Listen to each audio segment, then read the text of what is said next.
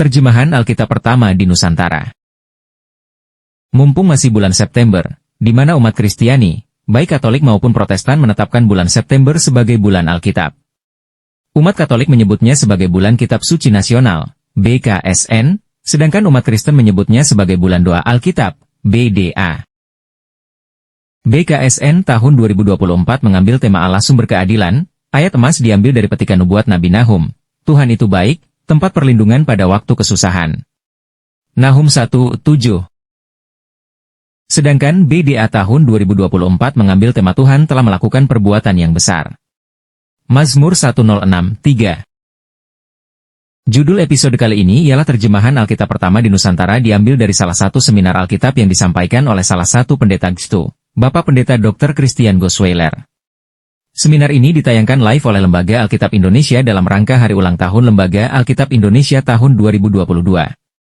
Secara lengkap silahkan diklik link di bawah ini.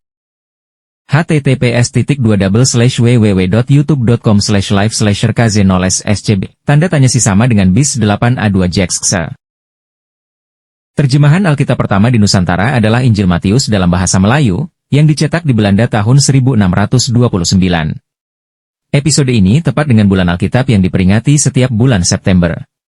Terjemahan Alkitab pertama di Nusantara ini, sering disebut dengan Injil Matius Albert Cornelison Ruil. Sejarah mencatat terjemahan ini merupakan perintis terjemahan Alkitab bahasa Indonesia, bahkan disebut sebagai perintis terjemahan Alkitab pertama di luar bahasa-bahasa Eropa.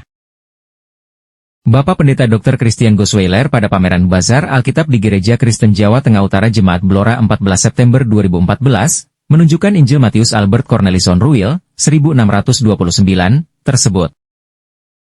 Lembaga Alkitab Indonesia sebagai lembaga penerus penerjemahan Alkitab di Indonesia merasa bersyukur karena pada hari ulang tahun Lembaga Alkitab Indonesia yang ke-70 tanggal 9 Februari 2024, Lembaga Alkitab Indonesia bersama dengan gereja-gereja di Indonesia telah menerjemahkan dan menerbitkan 4 terjemahan Alkitab bahasa Indonesia.